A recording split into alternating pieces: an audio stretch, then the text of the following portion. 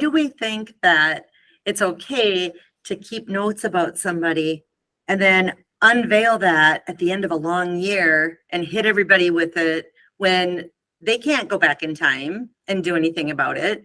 So in these ways of working that we teach, Scrum and Agile, they're very values based. And a lot of the values are rooted in respect. This is Get UNSTUCK Podcast, a podcast for entrepreneurs who prioritize their life first, business second. I'm Mutita Panmook, your host, who dedicates my life to designing and building a business that supports lifestyle. We will learn together from entrepreneurs around the world how they overcome their life challenges, their business obstacles, and yet still get unstuck from the hamster wheel of burying themselves into their business. Because time is the number one commodity in the world that you cannot get back once it's gone. So let's shorten the learning curve and see how can we prioritize better. Let's get unstuck. Hi, Get Unstuck Nation. So today, our guest is so amazing. So please welcome Angela Johnson with us today. So let me introduce Angela to you. So Angela is a certified Scrum Trainer who is also an author of the Scrum Master Files, Secrets Every Coach Should Know. So she is basically professional people geek, and you will know a little bit about that very shortly. She helps others successfully implement Scrum and Agile so that they can achieve their goal and objective in their business and their life, because we need that. So please welcome Angela to Get Unstuck Radio today. Hi, Angela. Thank you so much for having me. Hello. Hi. So yeah, I'm so excited because these things are so important for anyone who want to get unstuck basically, and if they want to get more organized and also work more agile, because we are going to talk about that today. So yeah, it's going to be prepare your pen, prepare your paper, and take notes. Before that, how you started this entrepreneurial journey though? It's a maybe different from some of your entrepreneurs who maybe had a vision or had a plan. That's not how I started. I was working as a Scrum Master, but I was doing that for other people. I was billing myself out, billing my services through their consulting firms. And I thought, how hard could that be to do the extra paperwork and get a higher bill rate and do it for myself, right? So a bit of a broken corporate employee, decided to just start doing that on my own. And as I did that, I started getting busy. And I had clients approaching me saying, well, we'd rather have coaches or trainers from your organization because we like working with you. You get it. And so I started finding like-minded individuals and pulling them into my fold. 13 years later, here I am. So I never had this vision or this grand plan of I'm going to start a company. It just happened. It just sort of happened organically. The part that may resonate with some of your listeners who do have side hustles is that in 2018, we were holding all of our training classes in hotel ballrooms or any place really we could get space. And it just wasn't great. We couldn't control the environment. It started to reflect poorly on our brand. And so once again, how hard could it be? The team got together and found a raw space in an office building, and we built it out. We have 8,000 square feet. We've created our own training and event center. It's called West End Conference Center. And when you do that and a global pandemic shuts you down, funny thing, the rent is still due, the bills are still due. So we had to pivot pretty hard. And so what we've done is we've started offering the space to other businesses who've let their buildings go, because people still have a need to get together. They have to have board meetings or training classes or just events in general. And that little side hustle of West End Conference Center has this year really become our main focus. It's kind of starting to overtake the coaching and training side of the business, which was a wonderful thing to have happen. That we didn't go in planning that. We always referred to it as our side hustle.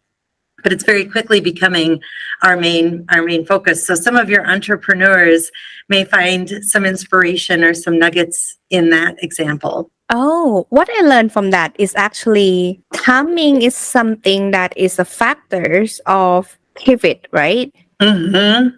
And it's also a part of adjusting your operation as well then. Correct. Because all of our classes flipped to virtual. I mean, you're in Bangkok, I'm in Minneapolis, Minnesota, and we're talking right now, looking at each other face to face. And our classes inevitably had to move to that format. And so I'm in the conference center right now. I'm in our 8,000 square foot center.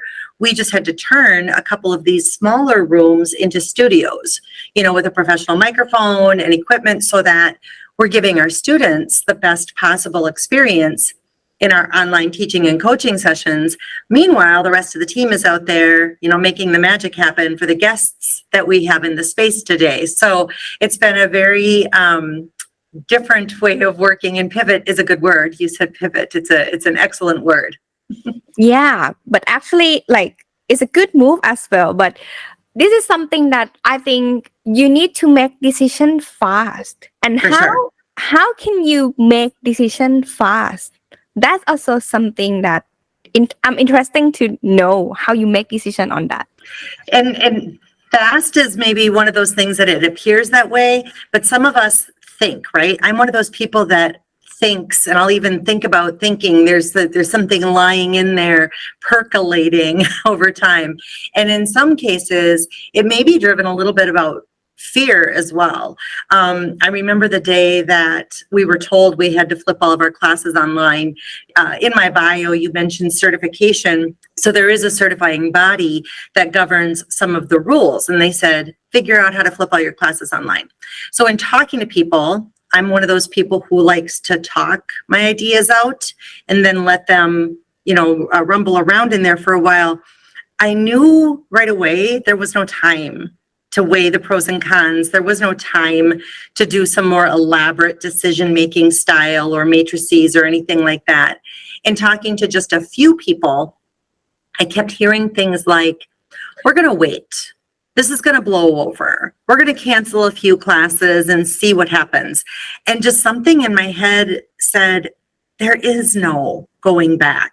There is no this blowing over. I mean, the minute we make a big change, like offering classes online, how do you put the genie back in that bottle? How do you then tell people, oh no, just kidding, you're going to have to come in person? And so that realization drove my decision making. So whether that was my feet were being held to the fire or it was just fear of the unknown and saying to heck with it anyway, I knew we had to figure it out. So we didn't cancel any classes. We got together as a team and started playing with Zoom and just running experiments and figured it out. We held our very first virtual class without missing a beat the following week. I hear that your team involved every step from tasting. So let's start from this word. How I know that your company also named collaborative leadership team, right? So how do you define this collaborative leadership team?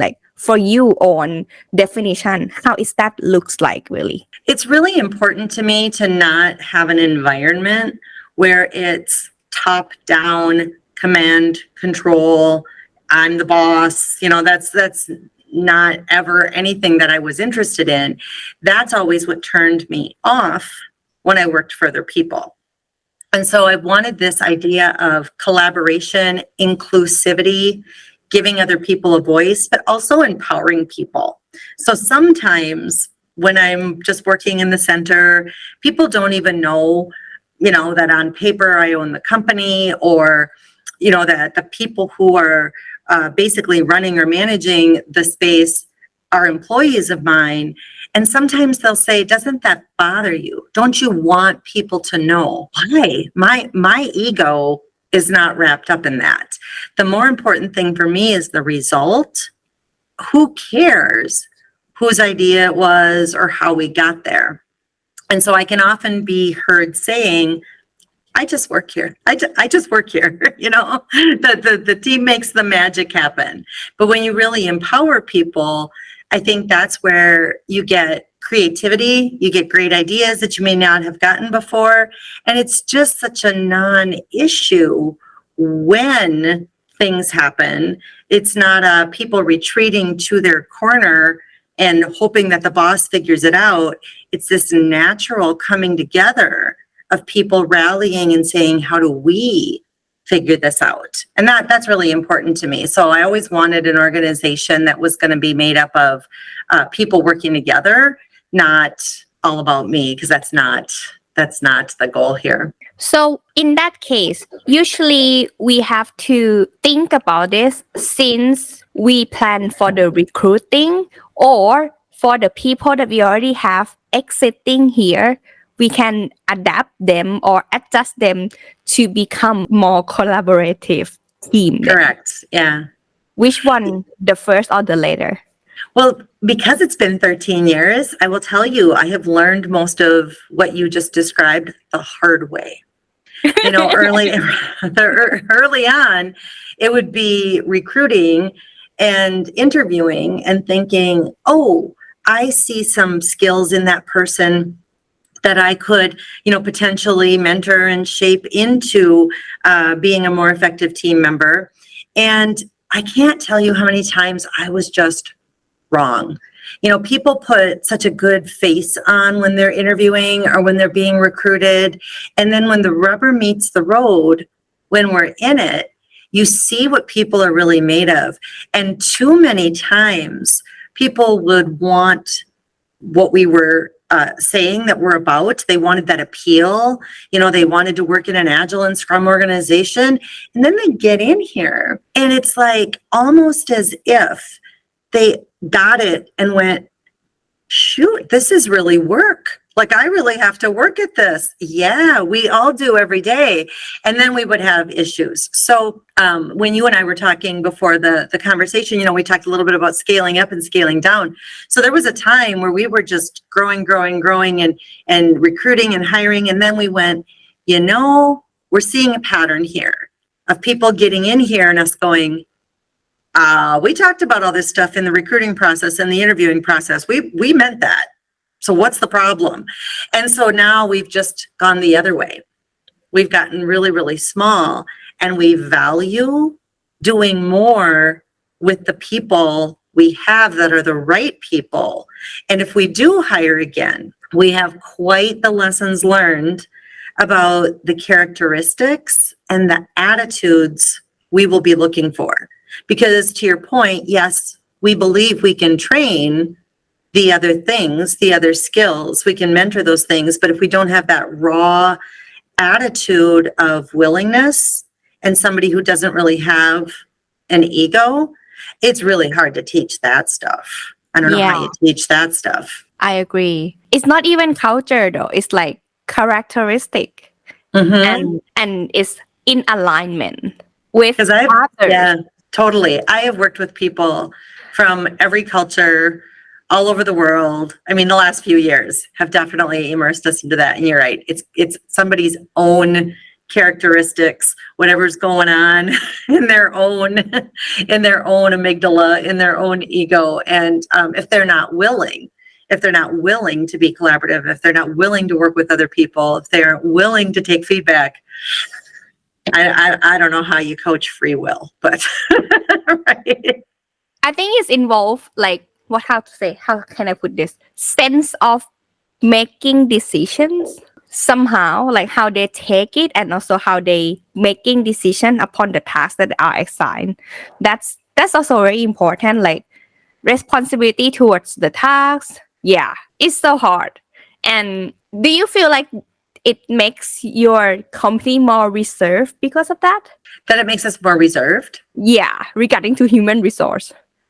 I don't think so, because when people hear how I do or do not do things from a human resource perspective, some of them are shocked and some of them are just downright horrified, you know, if they work at big companies, because We don't have a department. Why? We're a small company. They talk about job titles. Why?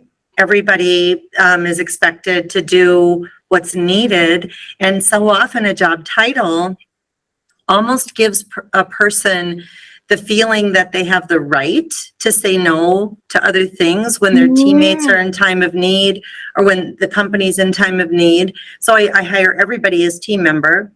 And then they'll say, well, what do I put on my LinkedIn? I don't care what you put on your LinkedIn. You can call yourself, the most awesome human ever. I don't care. What you do here doesn't go with a title that's such a 20th century management philosophy. You're a bricklayer, you're a baker, you're a driver, and why we carry that over into the professional knowledge working world has always bothered me. Yeah. So in my own organization, I just don't do it. I agree with you though, because I always tell, over here, let's say ecosystem over here, or even my clients, I always say that, are you sure that this is what they have worked before according to their job title? Like salespeople that doing closure on that company and this company may be totally different. Mm-hmm. Not only software though, but how they work already different. That skill set is already different, even though they are doing sales and close the sales. Okay, that's basic. But how they close the sales, and other skill and other ways that they making decision on, it's not the same. You have to go deeper of how they cooperate with other departments, which can be another chaotic ways of dealing with salespeople and so on. I agree with you. Subtitle is only title. It doesn't make sense. Yeah. And then the other thing people will ask is about, performance reviews or, raises and reviews. And I'm like, we don't do performance reviews. Why? And how you review it? Okay, that's interesting. And how you do evaluation then? We give each other feedback every day. Why do we think that it's okay to keep notes about somebody and then unveil that at the end of a long year and hit everybody with it when they can't go back in time and do anything about it? So in these ways of working that we teach, Scrum and Agile, they're very values based. And a lot of the values are rooted in respect, openness, honesty. So why aren't we living those values? So that's what we do at this company. We give each other feedback daily. Why should we sit people down once a year for some big unveiling? And it's not that we don't do raises and it's not that we don't do bonuses. They're tied to the team performance. If you want people to work together and you're incenting them individually, do not be surprised when they don't behave as a team. They're only thinking about themselves, me. And I want them thinking about we, the greater good, the company. We all succeed, right? Yeah. Have you ever seen okay, before I ask that question, let's come back to the basic. What is Scrum and what is Agile for those who never know? I just keep asking. I know, right? So sorry. That's okay. You could Google the word agile and dog training comes up, agility, agile, right? So Scrum is based on the rugby metaphor. If you're familiar with the game of rugby, the huddle that the players get into is called a scrummage. So that was referred to in a 1986 Harvard Business Review article. And it was all about how people were doing work together, as I've been describing. The professors who wrote that paper, Takeuchi and Nanaka, they described how people, regardless of their job title, were working together in what they called a rugby-like huddle, trying to reach a common goal. The creators of Scrum read that article and got very inspired by it, and they just decided to shorten the word scrummage and call their framework Scrum. People working together in a rugby-like huddle. What happened in the year 2001 is the gentleman who created Scrum got together with a bunch of other people who had similar frameworks, but they had different names, like extreme programming, adaptive software development. You were talking about software earlier. And they wrote something called the Agile Manifesto.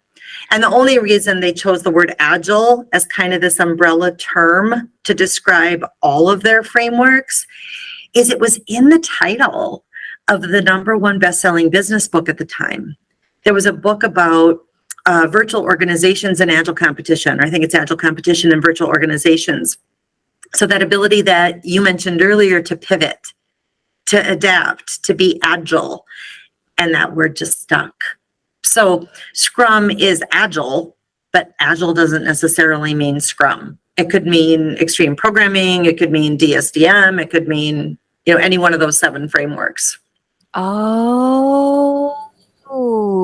But people love that dang word. Yeah. And people just use it for almost everything when they want to say flexibility. Mm-hmm. And just stretch it out. Well, and they use it to describe methodology, like as if it's project management or, something like that. And I always say, where is this agile methodology? It's 4 values. There's no methodology. I mean, methodologies usually are in bodies of knowledge that are thousands of pages thick. So I think we love to take these new words and make them stick on the old mindset or the old ideas. And then to me, when I hear those things, then people really are stuck in their previous ways of working, and getting unstuck to this new stuff really takes quite a lot. I think it takes quite a lot. Usually, most common problem that you find when people come to you, most business owner, let's say small business owner come to you, usually where they are stucking at. Mm-hmm. They say they want to change. They say they want different results, but then they don't want to make the structural or the behavioral changes to get them the new results. Oh, yeah. I'm saying, I want to lose 20 pounds. All right, you're going to have to start exercising. Oh, no, I'm not going to do that. Okay, then we're going to have to change your diet. No, I'm not going to do that either. Well, you're not going to lose 20 pounds. So it's like, we want, to deliver value to our clients faster. Great. You're going to have to stop having your people sliced across multiple different pieces of work. They're going to have to focus and get the most important thing done. Yeah, I'm not going to do that. You're not going to get new results. You're going to keep getting exactly what you've always got. And how you usually start working with them? I'm very curious, because if it's value-based, and then how you help them start this project then? Yeah. Yep. There's 2 ways that people come to us. Mm-hmm. The most common way is we get individuals coming to public classes. Mm-hmm. And that's never going to affect change in an organization. You might be planting seeds. I might be inspiring that individual, and that individual may be going back into their employer and making change. They may quit and go work for a different employer. So you can't really control what happens with one individual. And when we get engaged with a company, a lot of companies want us to just come in and train their teams. Well, we say no to that. We say we want to start with your leaders. Because if we don't start with the leaders, if we train people at the team level and get them all excited about this, and then they start trying to execute, but the leader is contradicting them, you're still not going to get the results that we say we want. And so if we don't start with the leaders, there's little chance that you're going to make change. And you're right, it is values-based. So we prefer a conversation so that they can ask questions, they can find out what's involved when we talk about change, and we can even ask them, how much change are you willing to make? Because some of them think it has to be big bang, and it doesn't. We could start small, and oftentimes they just don't want to change. But then we very respectfully bow out, because it's not a good use of our time to just continue to say a bunch of words and then have no change over and over again. We'd rather be inspiring those individuals if we don't have, company work at that time. I have 2 questions. Okay, before I forgot, let me take note. Okay, first question, have you ever find a company that have issue regarding to communication? All the companies I work with. Especially those leaders and also the followers. Yes. And how you deal with that? Because it's so important when I think well, because I am also like very operation oriented, and I understand like this is also like really pain in the ass when you have to talk to them. And oh my gosh, I think it's like never ending problem, but it's pay the bills, right? That's why we still have business still this day. Mhm. Yeah. So how you deal with them? Like how you guide them through understand that if you don't change the communication problem, that's why the operation problem hasn't been Right. solved. Mhm. Right. And one of the things from a data standpoint that I do like to share with leaders is that the average adult needs to hear something 7 times, 7 ways before it starts to sink in, before we start to see action. There are other studies that say that the number is as high as 22 when it comes to certain kinds of messaging. So when I ask leaders, how did you communicate this direction? How did you, communicate this change? Well, we sent an email. Did you? Oh, okay. So now you're assuming the person received it. You're assuming the person opened it. You're assuming they read it. And then you're assuming they mystically understood it exactly as intended. Can we misinterpret the written word? Daily, if we're texters or emailers, that's why we try to use emojis. So when did you follow up and hold a conversation, some sort of town hall meeting? I don't care whether it's over WebEx or Zoom or Microsoft Teams, whatever, or if you got face-to-face so that people could ask questions. Did you follow up individually with specific leaders in your organization, depending on how big the company is? Because if you did not, do not be surprised when people are confused as heck. So they got to hear it multiple times. So about the time a leader is driving themselves nuts, from saying it over and over again, that's probably about when the message is landing. The other thing I tried to do, since you did mention my people geekness, which I love, I work with Dr. Harvey Robbins, who is a behavioral psychologist here in Minneapolis, and he has a wonderful book called Why Teams Don't Work. And in that book, he shares the driving behavior styles out there, and each behavioral style needs the message in a certain way. And so the 5 styles are why, what, how, who, and when. So why, what, how, who, when. So if a leader were to package their message hitting all 5 of those, they've now increased the chance that it's going to land. Here's why we're doing this. Here's what the goal is. Here's how we want it executed. Here's who is involved. Here's when it takes effect. You could do it with almost anything. You mentioned a sale, right? Here's why the customer has this need. Here's what will solve their problem. Here's how we're going to do it for them. Here's who needs to know, who needs to be involved, and here's when it's due, right? So anytime you package your message using those 5 words, you've essentially spoken to every dominant behavioral style. So now they're like, I got it now. I'm the kind of person that needs to know the why. If I don't hear why this is important to me, I literally tune it out. Or if I'm really trying to learn or to listen, my own ego, my own amygdala literally won't calm down until I get that answered. Why do I need to know this? Why is this important to me? Why are we doing this? But if somebody, includes that in their message, oh, I get it. Oh, okay. I get why this is important to me, and then I can listen. So there's a lot in communication that we can do with individual leaders to make their messages more effective. So hopefully those 2 tips are helpful. Wow, for that's you amazing. since you, okay. Yeah, I already take notes. Yeah, that's amazing. Thank you for sharing. Yeah. Because it's so important, right? And I also I see that never ending. And how long? Like, do you give? This is also something.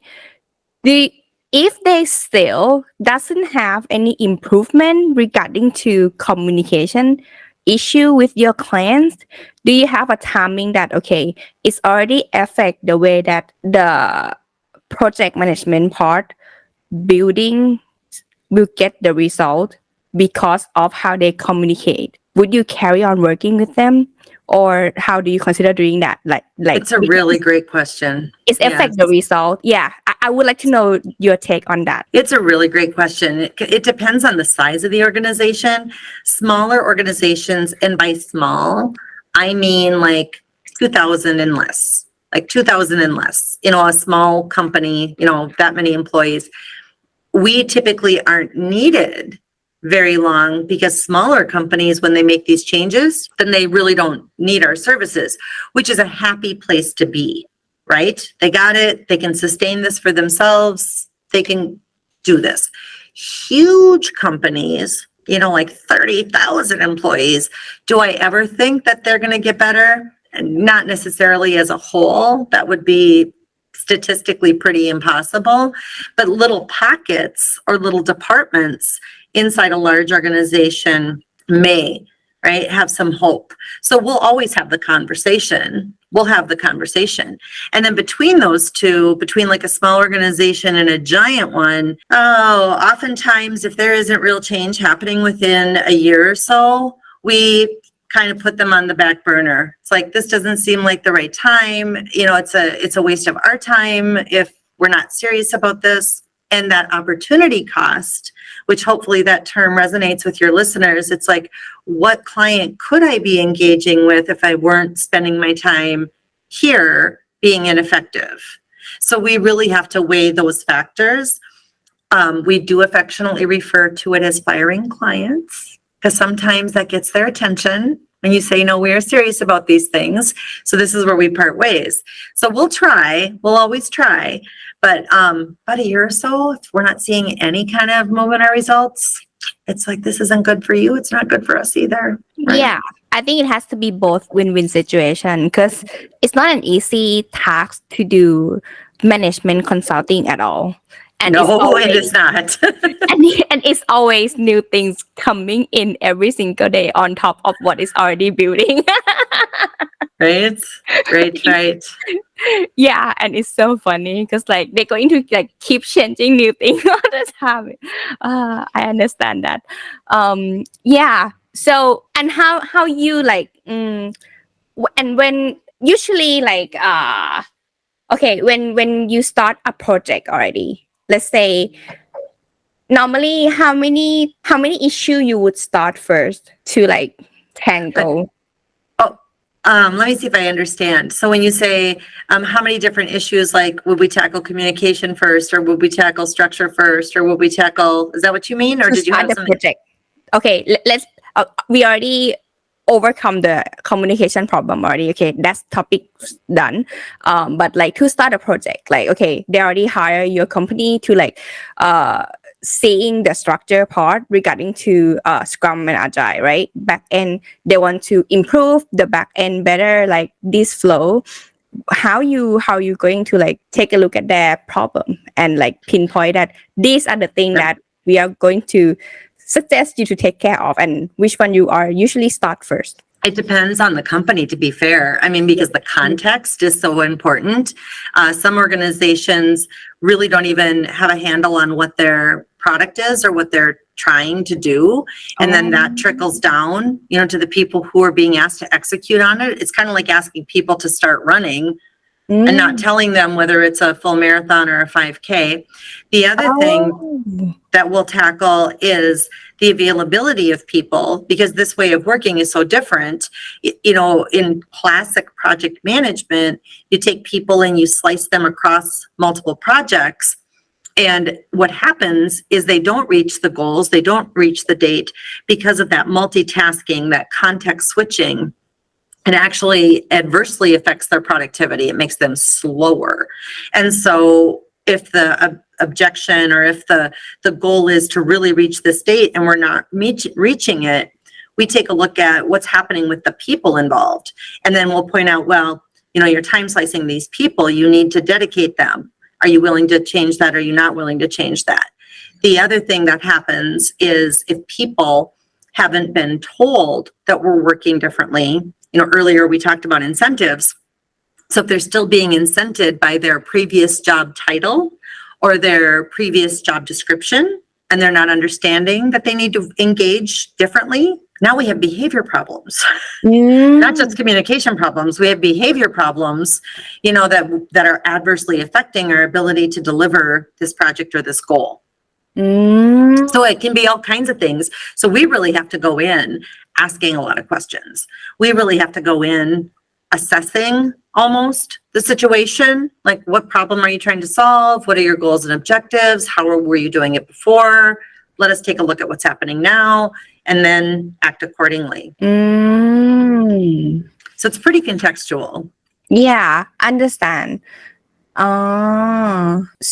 So do you think which stage? Okay, I'm starting to speak English weirdly, which because I'm thinking along the way, which stage of the business, like when they just started, still proven of the concept of like, okay, product market fit or not with this offer, or they already run a business and like, okay, at the point where whether they should let's say 6-figure plus already have like 1 or 2 products streamlined and thinking about should they add another product line or not, or starting to scale like 7 plus blah blah blah upward, which part that they should really take a look at operation in your opinion? I would say when they're starting to scale, because to your point, when it's small and entrepreneurial, as your listeners have engaged in that, I certainly am an entrepreneur. It's fun. You almost don't feel like it's work. Stuff is happening so rapid fire and people are excited. And because it's smaller, by definition, you're almost in that startup mode. So things just kind of organically happen.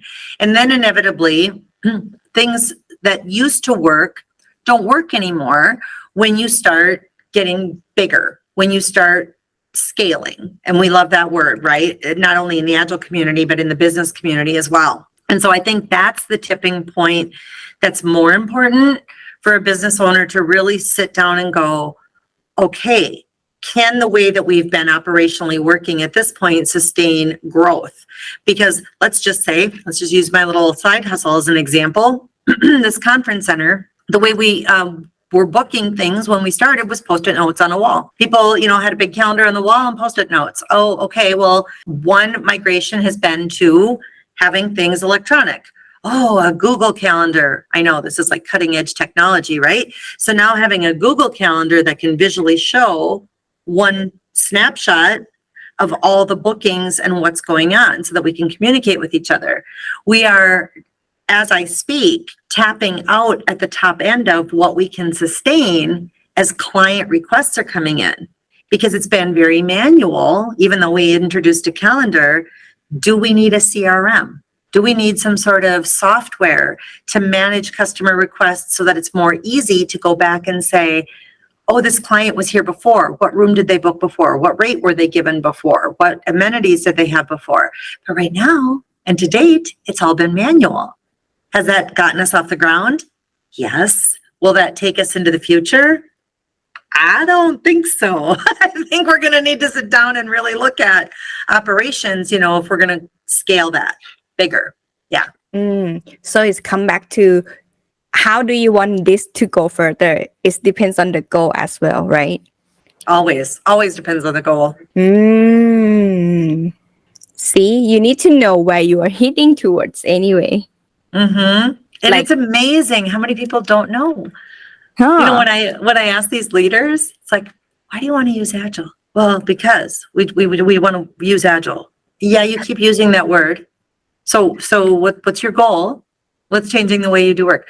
I don't understand your question. It's like if you can't articulate a goal, a reason for changing the way you want to do work, how are your employees gonna understand? Doesn't make any sense. So yeah, the goal is really important, I think, not just in business, right? But in the way we're doing work, definitely for small business, definitely for entrepreneurs. We need to know where we're headed. We need to know what our goal is. And in case for those, okay, let's switch the rules.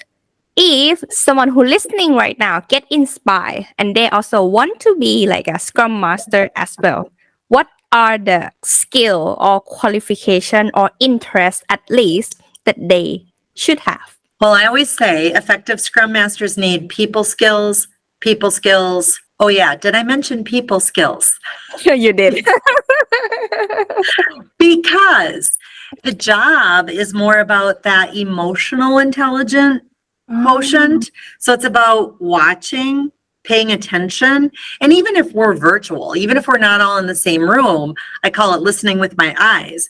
I can watch the facial expressions on camera of two different people. And as one person's talking, if I see another person going like this, I know that they're confused as heck. But, then if you just say something lame, like, are there any questions? That person will go. So it takes somebody not only paying attention, but a skilled facilitator to say, I see a couple of frowny faces or crinkled brows, which tells me there's confusion. Who has the first clarifying question? Yeah, I guess I am confused. Now, without a talented facilitator, that miscommunication may have gone completely unchecked. And if somebody's busy doing this or this, they miss it. They need to be actively listening with their ears. And like I say, I call it listening with my eyes. So when I say people skills, there's a whole lot wrapped up in that. Active listener, somebody who can pick up on facial expressions, body language, understanding how to read a room, whether it's a virtual room or a physical room, understanding voice inflection, because if somebody's voice kind of starts, they might be getting a little emotional, right? If somebody's talking like that, they might be a little angry, so we really need somebody who's got that emotional people chip to be an effective Scrum Master. And when I made the change, I used to be a project manager and I was not happy in that job.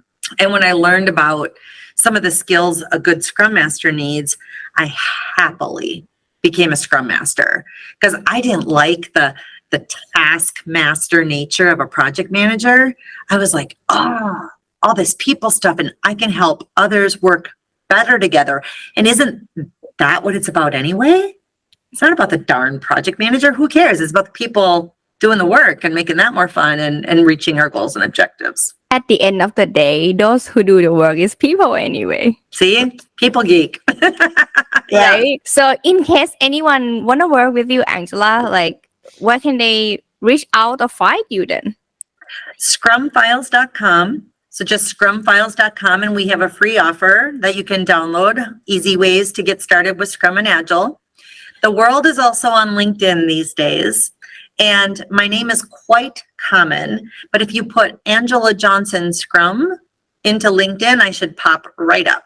Everything I will make sure that is in the description and show note as well. So please, everyone, don't forget to check out, and also the book as well. I will make sure that I put all the links below. Oh, there it is.